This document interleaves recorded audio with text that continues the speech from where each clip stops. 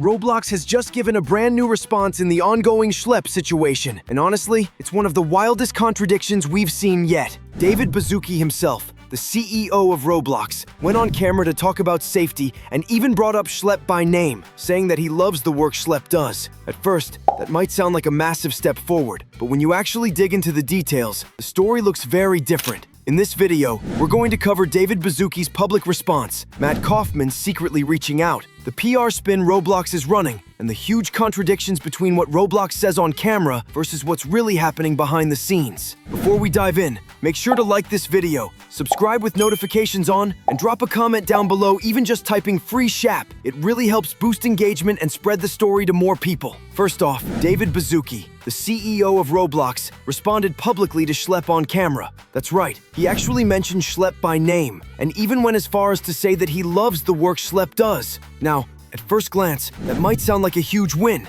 The head of Roblox praising a community member who has been exposing predators and safety loopholes on the platform? Sounds like recognition, right? Sounds like maybe Roblox is finally turning a corner. But let's look closer. In the very same interview, Baszucki also tried to position Roblox as the gold standard for online safety. He talked about how there's no image sharing on Roblox, how the chat is heavily filtered, and how they're even adding new systems like AI-driven age verification and rules about whether minors can talk to adults. On paper, that sounds like Roblox is years ahead of the competition, but in reality, that narrative falls apart almost immediately. Because yes, people can send images on Roblox through decals, and the moderation system is far weaker than he makes it sound. There are constant reports of inappropriate content slipping through, even things like coded symbols representing minor attracted persons making it onto the platform. The same goes for the so-called heavily filtered chat. Anyone who plays Roblox knows how easy it is to get around the filters by swapping out letters, using alternative spellings, or even slang. It happens constantly.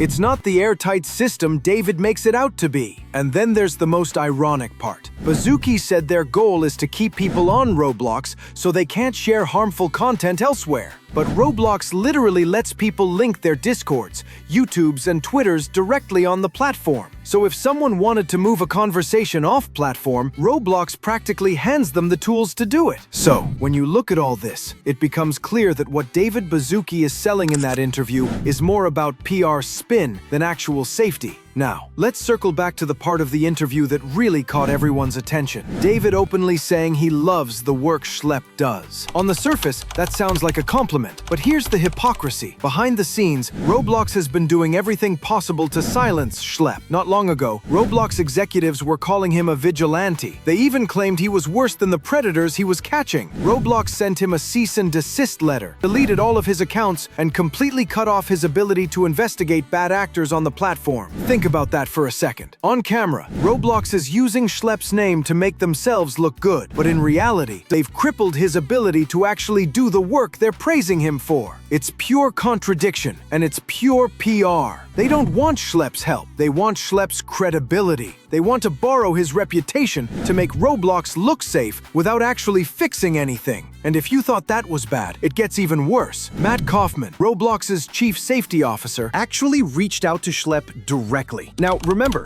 Roblox had already been told in writing not to contact him directly. Any communication was supposed to go through lawyers, but Kaufman ignored that. He messaged Schlep privately, basically saying Roblox wanted him to give feedback and input to help improve their systems. This is a complete 180 from just weeks earlier when Roblox was calling Schlep a vigilante and publicly discrediting him. Suddenly, in private, they're asking him to consult for them? It shows you exactly what Roblox is trying to do here. Not fix the problems, but pull Schlep quietly into their PR strategy. And Schlep confirmed it himself on Twitter. When asked if Kaufman reached out, his response was just one word: yes. Now here's where things get really messy. Back in August, Roblox's lawyers sent Schlep a cease and desist. The letter accused him of violating Roblox's terms of service, creating an unsafe environment, and once again labeled him a vigilante. It wasn't just a warning, it was a threat designed to scare him into stopping his investigations. But less than a month later, Kaufman broke protocol and contacted Schlep anyway. So on September 9th, Schlep's lawyers fired back with a new letter. This one laid out everything crystal clear. Roblox must respect prior requests and and stop all secret backdoor outreach. If Roblox really wants dialogue, it can't happen while they're threatening Schlep and smearing him publicly. And most importantly, any real discussion must include accountability for the hundreds, if not thousands of victims who have been harmed on Roblox's platform. That's the heart of the issue. Schlep himself even said it best in a tweet. Roblox reached out to me as a PR stunt. If they want a genuine dialogue, they first must act in good faith and acknowledge the victims of their platform. And just to add to the contradictions, around the same time Schlep was featured in the Times, the article profiled him as a survivor turned investigator who exposed predators on Roblox faster than the company itself. But instead of acknowledging that work, Roblox doubled down. Their official statement claimed that taking the law into your own hands is unsafe, both in real life and online, and that's why enforcement should be left to trained professionals. On paper, that sounds reasonable, but here's the kicker. Schlep was working with professionals. He was in direct contact with law enforcement. Officers who reviewed his work confirmed he was handling things correctly. So once again, Roblox's words don't match reality. Publicly, they dismiss him as unsafe. Privately, their chief safety officer is in his inbox asking for feedback. Legally, they're threatening him with cease and desist letters. It's contradiction after contradiction. At the end of the day, this all paints a very clear picture. Roblox isn't interested in real safety reform. They're interested in damage control. They praise Schlep when it benefits their image. They silence him when he digs too deep. They threaten him legally when he exposes too much. And they try to recruit him quietly when the backlash gets too loud. Meanwhile, the victims he's been fighting for still ignored. The predators still exist, and the company is scrambling to spin the narrative in their favor. Roblox doesn't want accountability. They want control of the story. So yeah, the situation just keeps getting crazier. On camera, Roblox wants to look like the model of safety. Behind the scenes, they're silencing critics and pulling PR stunts. Let me know what you guys think down in the comments. Do you think Roblox will ever truly take accountability? Or are they just going to keep trying to spin this until the pressure dies down?